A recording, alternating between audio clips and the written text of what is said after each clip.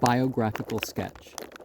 Martin Haug was a native of Ostdorf, an obscure Württemberg village, situated not far from the famous castle of Hohenzollern in the picturesque and fertile region extending between the Neckar and the Danube.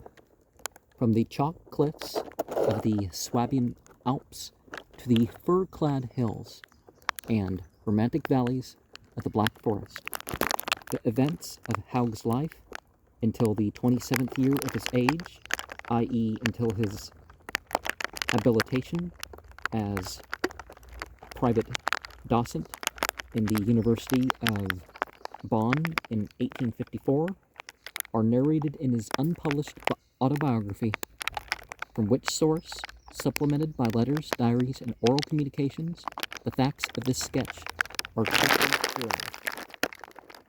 He was born January 30th, 1827, of the Common Era, the eldest of 6 children. His father was a simple peasant of more than average intelligence, and in quite comfortable circumstances for a person of his class, and was especially proud of being able to trace his pedigree for many generations through an unbroken line of sturdy and, for the most part, stolid peasant ancestry. It was this feeling that caused him to depreciate the extraordinary love of study which was shown at an early age by his firstborn, and which threatened to divert the youth from the hereditary agricultural occupations and obligations strictly imposed upon him by primogeniture, that the heir to a few acres of arable land should freely renounce his birthright and woefully refuse to spend his days in guiding the plow and swinging the ox goad was to a German stockbauer a matter of no less astonishment than if a prince, a parent to the crown, should reject the round and top of sovereignty and refuse to wield the scepter of his forefathers. Fortunately, however, the unusual tastes and talents of the boy were appreciated by his maternal granduncle, the village bailiff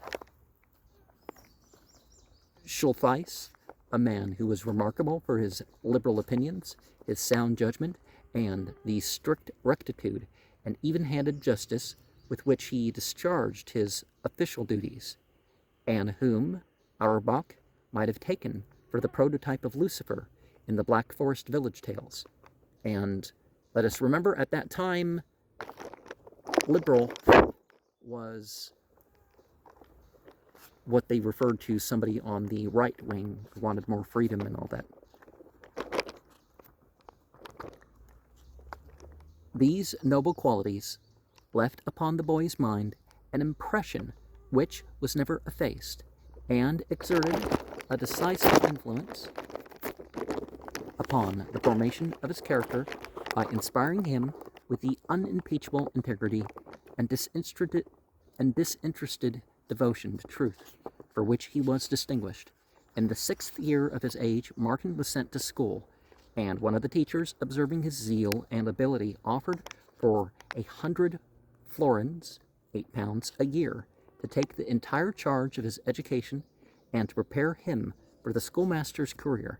This proposal did not suit the wishes of the father, and still less those of the mother, who, with the narrow prejudices and religious concern of a pious Bauerfrau, expressed her solicitude, lest, through much learning, her son should become as great a heretic as Strauss.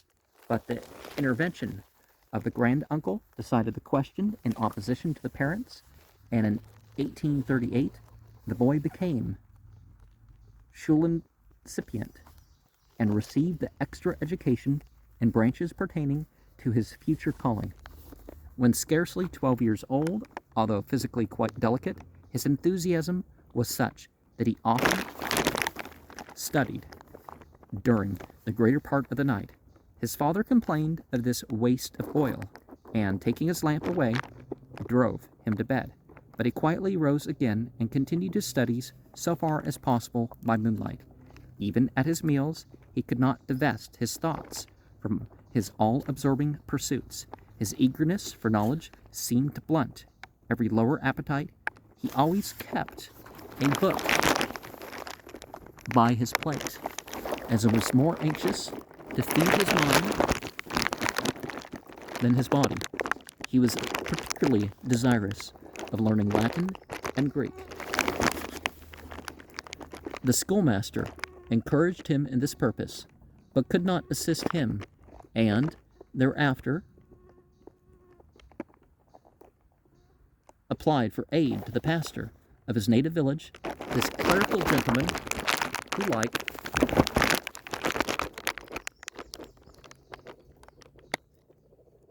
the Pfarrer Stolbein in Henrik Stillen's Junglings Joffre, loved humanity in other people uncommonly, but only refused to help him, but sternly rebuked the peasant's son for his unseemly ambition. Discoursed to him about the sin of arrogance, ridiculed him for trying to get out of his sphere, and finally insinuated with sarcastic sneer that perhaps the Batterbub would even have the presumption to think of studying theology. It is a noteworthy, significant fact that of the clergymen with whom Haug came in contact during his long and severe struggle to get an education, and from whom, as a university man, he would naturally expect sympathy. As university men, he would expect sympathy and advice. Not one deigned to cheer him by a single word of encouragement or friendly counsel.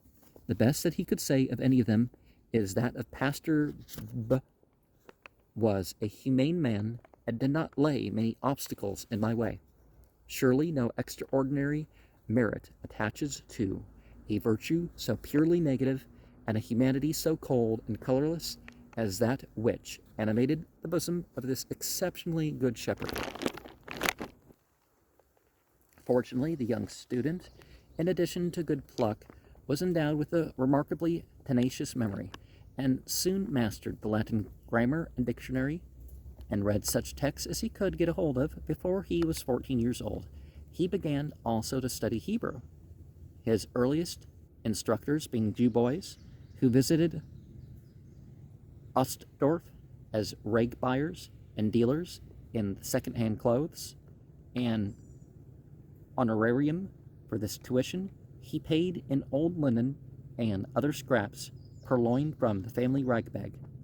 The mother, as a thrifty housewife, mourned over the loss of her lumpen, but the father, now for the first time, showed some interest in his son's studies, since he regarded the desire to read the Holy Scriptures in the original as a thing well-pleasing to God, and accordingly bought him Genesius's Hebrew grammar and permitted him to take 3 lessons a week in Hebrew from a candidate of theology in the neighboring town of Bollingen. He paid 6 kreuzers, 2 pence, a lesson, and owing to this great expense, his father soon compelled him to reduce the number of lessons to 1 a week. In May 1841, Haug passed a public examination for admission into the Schulstand, i.e. into the class officially recognized and certificated teachers. For 2 years, he performed intermittently the duties of schoolmaster in his native village, and in November 1843 was appointed assistant teacher in Untersingen, where he had about 100 children under his charge and was confined to the schoolroom from 5 to 6 hours daily. In compensation for his services, he received 40 florins, 3 guineas a year, with board and lodging. His sleeping and study room had no fireplace and could not be heated, and he suffered severely from the cold as soon as the winter set in. The headmaster was a dull pedagogue, and the village parson a coarse and arrogant person. Neither of these men had the least sympathy with Haug's nobler aims and aspirations. Indeed, the parson, having received an intimation that the new assistant was engaged in reading Latin, Greek, and Hebrew, warned him to desist and threatened him with the dismissal in case of persistency.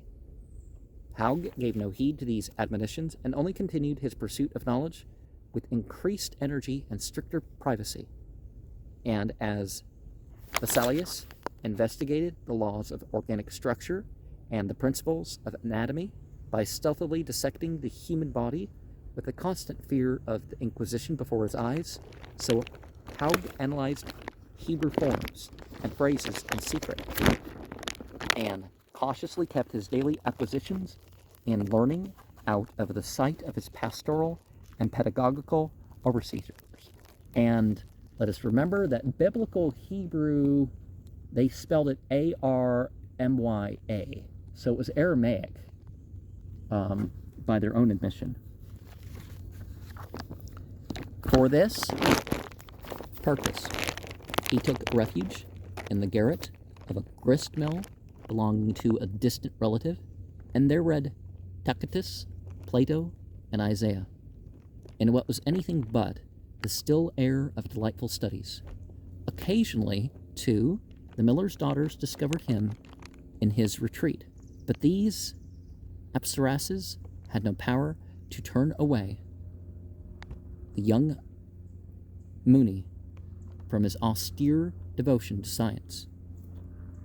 Only for a short time did one rustic beauty threaten to prove the fatal Manaka capable of diverting his ardor to herself, and thus blighting, by her fascinations, the fruits of his past efforts, and destroying the prospect of still greater achievements in the future. But he soon saw the folly of his passion, and returned with all the fervor of undivided affection to his first love, Philologia. At this period, Haug began to take a lively interest in religion, or rather in religions, their origin and development.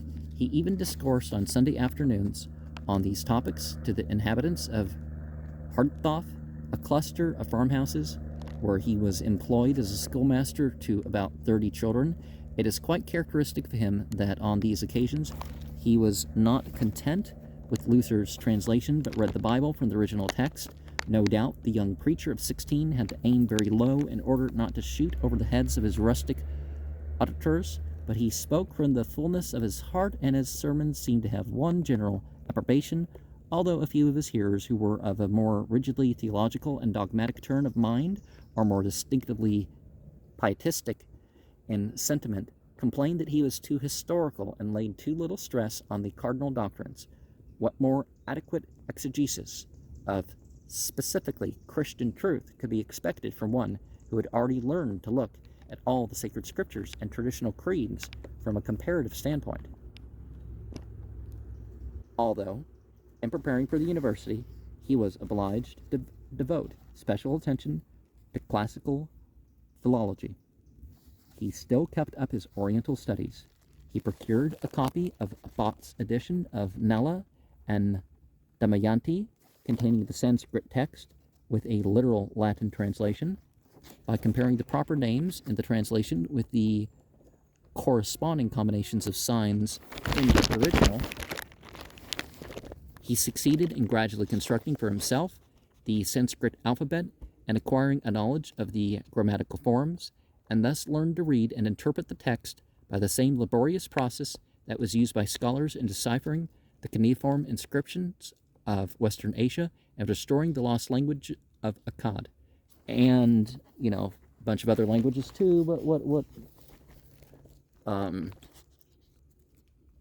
Schliemann and Troy, right? Didn't Schliemann, he learned Greek by working out his own translations, and then he found a Greek woman who was 18.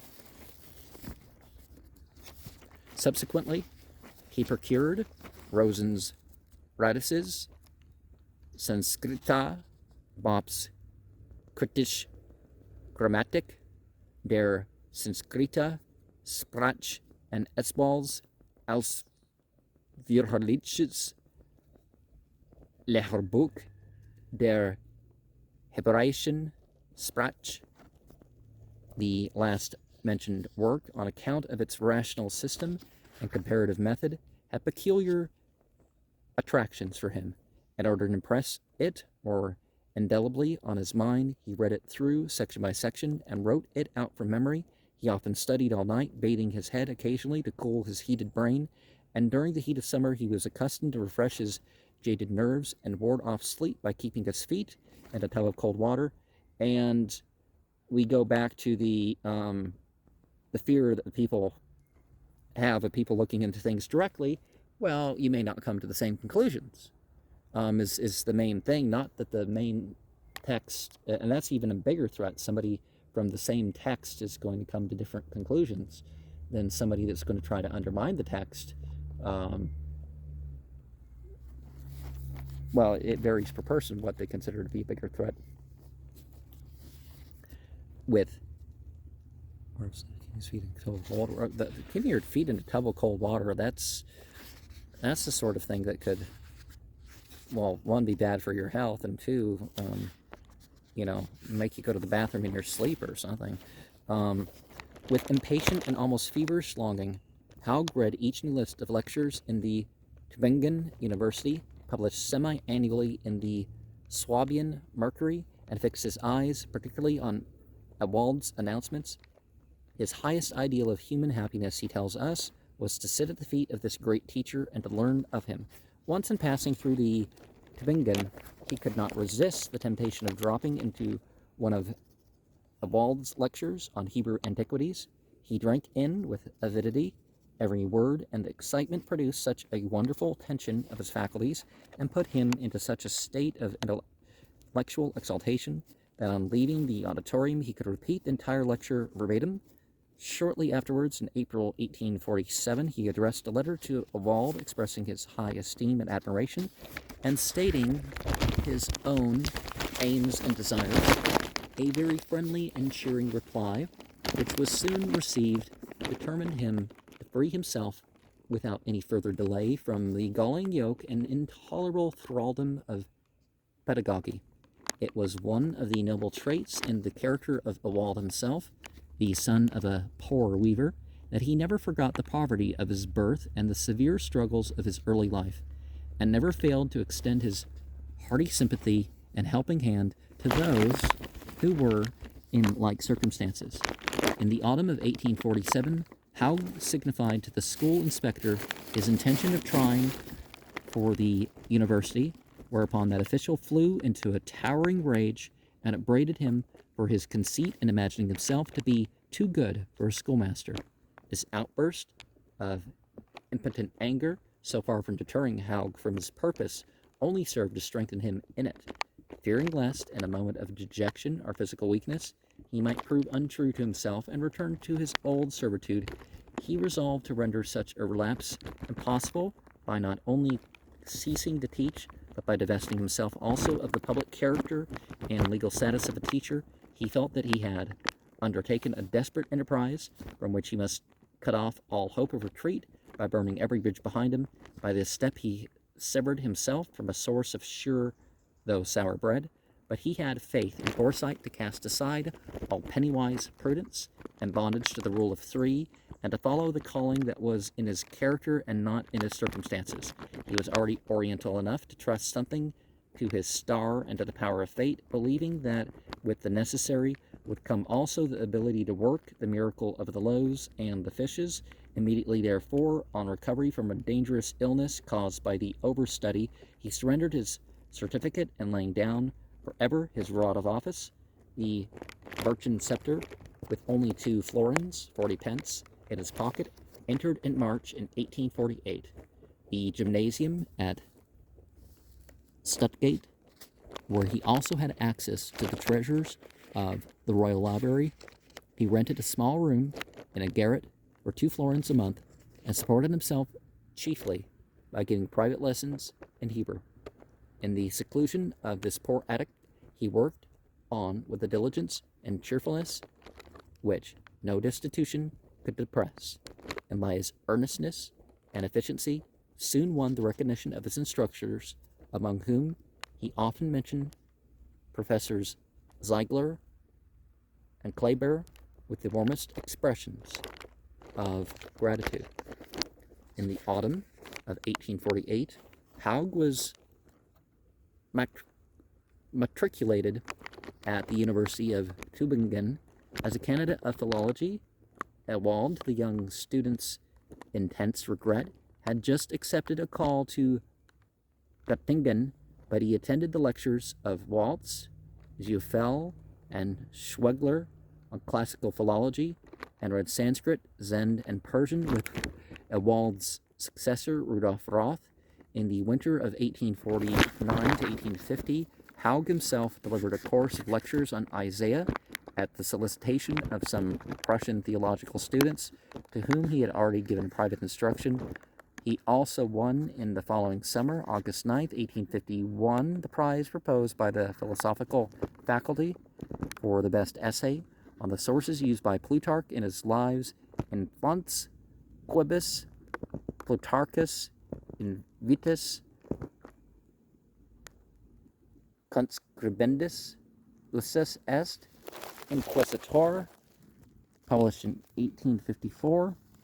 These successes contributed to his fame as well as to his finances, the state of which was soon afterwards further improved by a stipendium procured for him by Professors Schwegler and Keller.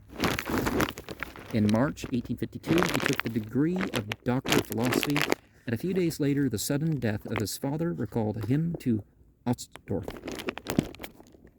In recognition of his merits as a scholar, Haug received from the Württemberg government a traveling stipend of 300 florins, 24 pounds, which, with his portion of the family inheritance, enabled him to go to Göttingen, April 1852, whither he was attracted by Benfey, Sanskrit, Hermann, classical philology, and especially by Ewald, who gave him private instruction in Hebrew, Arabic, Syriac, Turkish, and Romanian, and encouraged him in every way to devote his life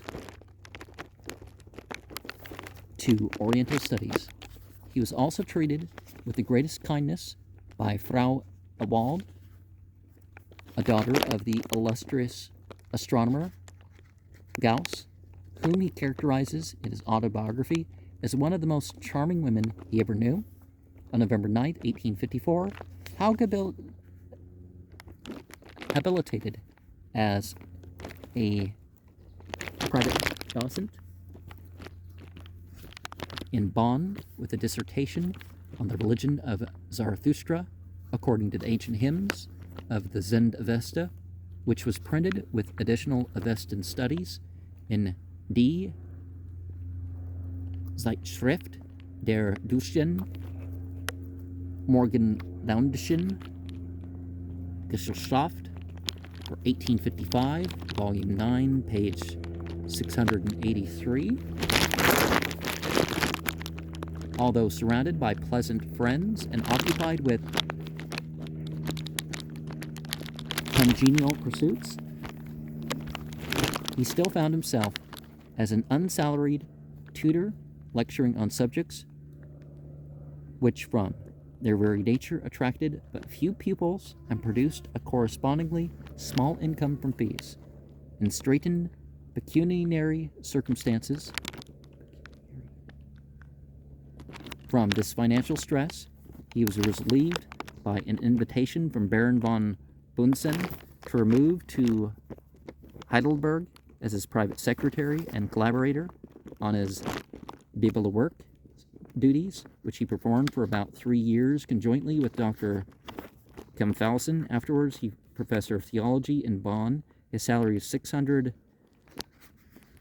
thalers, 90 pounds a year, suffice not only to free him from present solicitude as to what he should eat and drink and wherewithal he should be clothed, but enabled him also during the summers of 1856 and 1857 to visit Paris and London and to make use of the manuscript treasures of the Bibliothèque Impériale and the East India Company's library. Although the Bibliothèque claimed nearly all his time and energy, still his industry and facility and goodly store and energy, a goodly store of Sitzfleisch, or power of sedentary endurance, enabled him to continue his researches in Avesta and prepared the results for publication. He translated and annotated the first Fargard of the Vendidad, which, at Bunsen's urgent request, was incorporated in the third volume of Egypt's Place in Universal History. He also completed a still more important, as well as more difficult work entitled Die Fünf Gathas oder Sammlungen von Liedern und Sprüchen Zarathustras, Skinner, Junger und Nachfolger.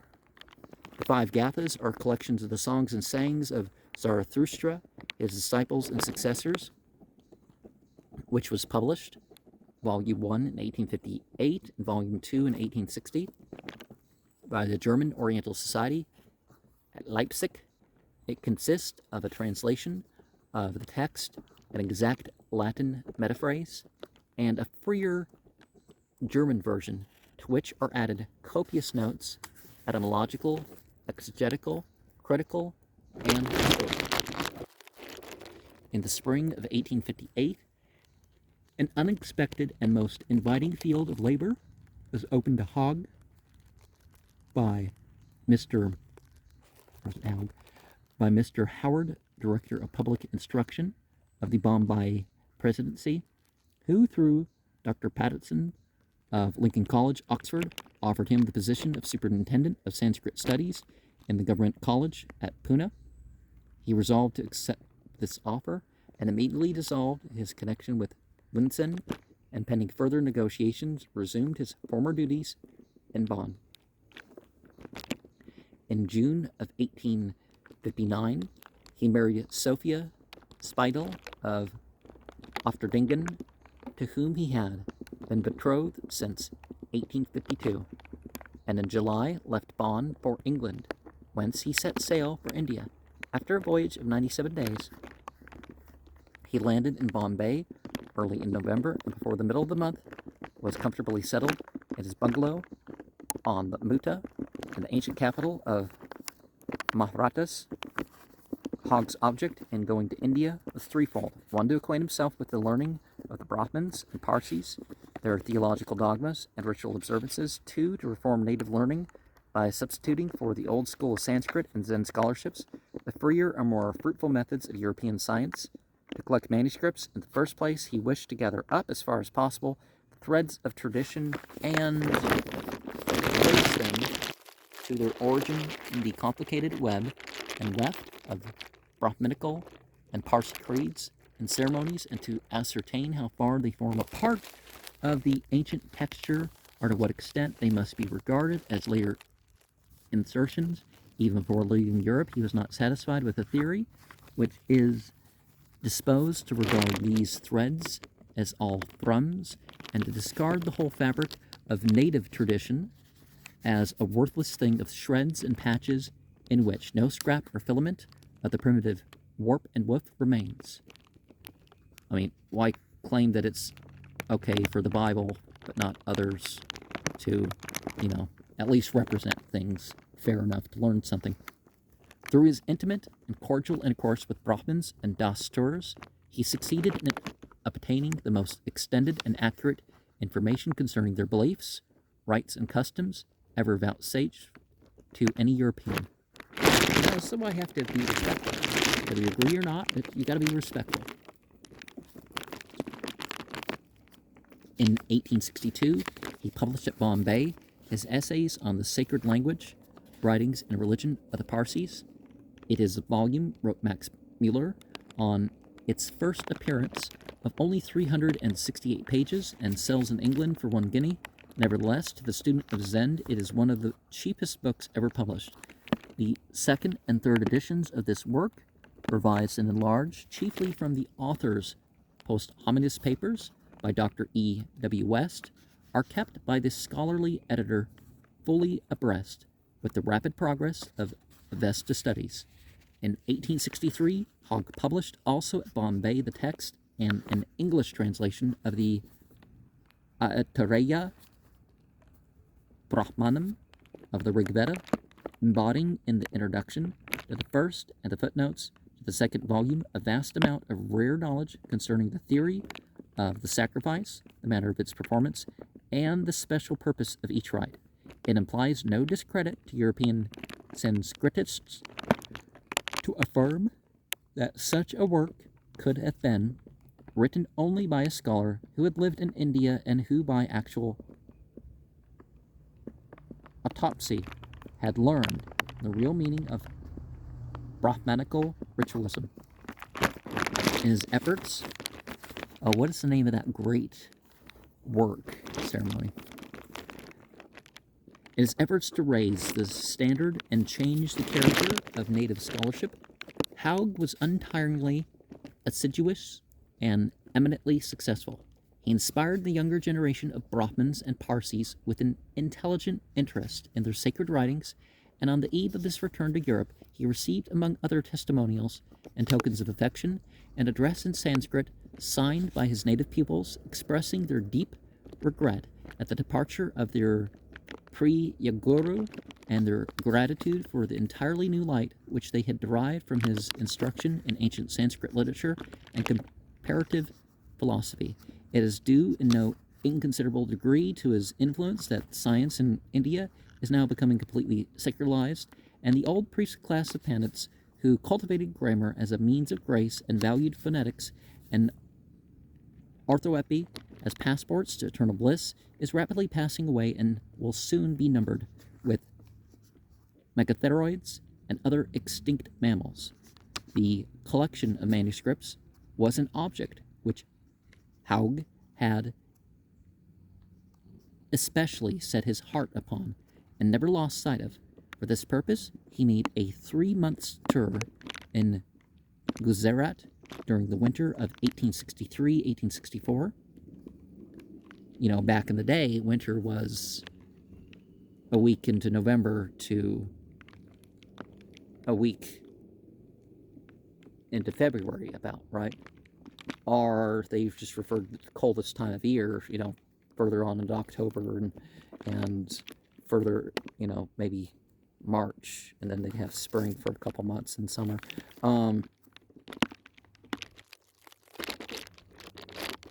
He was everywhere enthusiastically received, and frequently invited by native gentlemen to lecture on the Vedas and the Avesta. In one city, the place where he sat during his discourse was marked by a marble slab with a laudatory inscription. He succeeded in procuring a large number of manuscripts, partly in the oldest extant originals, and partly in copies made under supervision, some of them being very rare even in India and hitherto altogether unknown in Europe. This fine collection after his death was purchased by the Royal Library of Munich.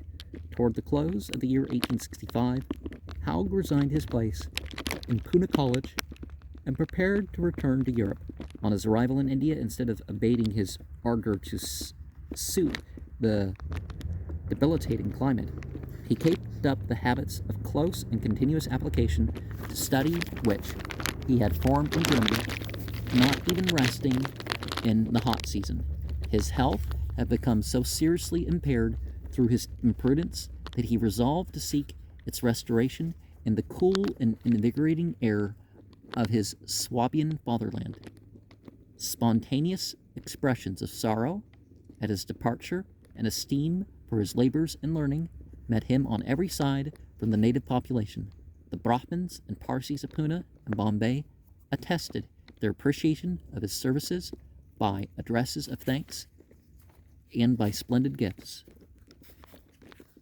Well, I hope my work involving the different cultures is appreciated, but people don't have to thank me per se, just, continue my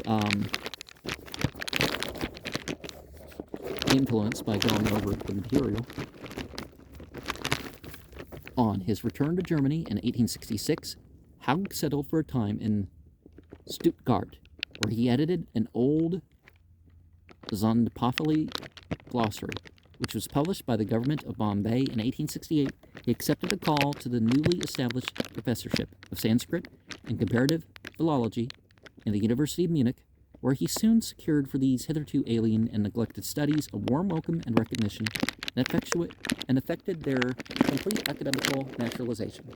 In his lecture room and library, he gathered around him students from different parts of Germany, from Spain, Portugal, Italy, Greece, Russia, England, and America, and spread out before them the treasures of his learning with the fullness and freshness, a depth and keenness of insight that fixed the attention and kindled the ambition of his hearers. In the Sanskrit address presented to him by his Brahmin pupils of Pune, his uniform kindness and affability are particularly praised in contrast with the chilling and estranging reserve usually shown by foreign professors who never forgot the distance between the guru and the chhatra, preceptor and pupil, and thus check the spirit of inquiry. To our exceeding good fortune, they add, your conduct toward us has been the very reverse of this. In your manifestations of affection and sympathy, you have realized the character of the good teacher as described in the laws of man. The same freedom and friendliness and singleness of heart and of purpose, the same lively interest in their progress, marked his intercourse with his pupils in Munich. His discourse, people would say now, to avoid the confusion, and bound them to him by like ties of personal attachment.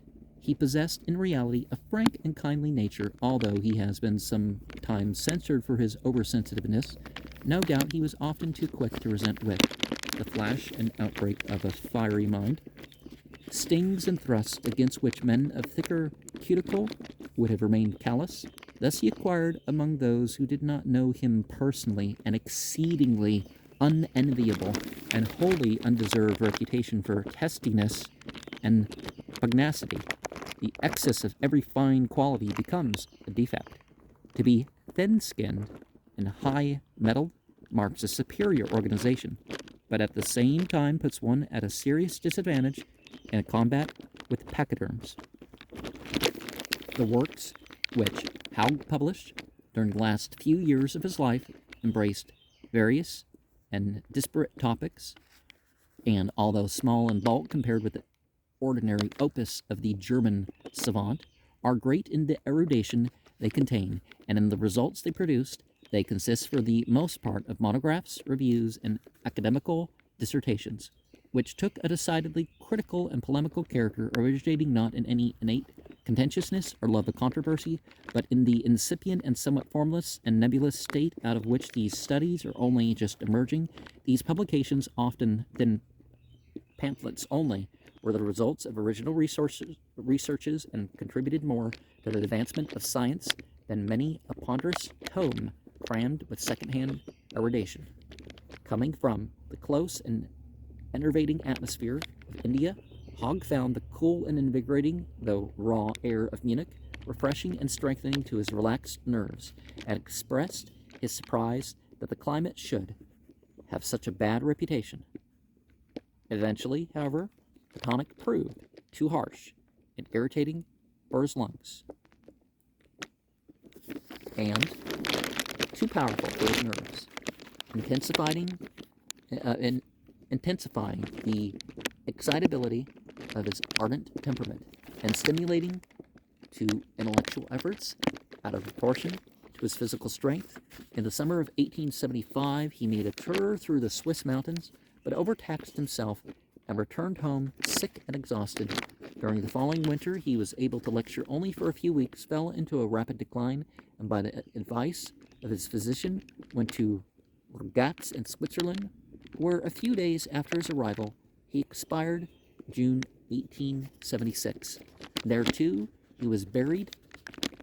A delegation from the University of Munich attending his body to the grave and paying him the last tribute of respect. October 1883,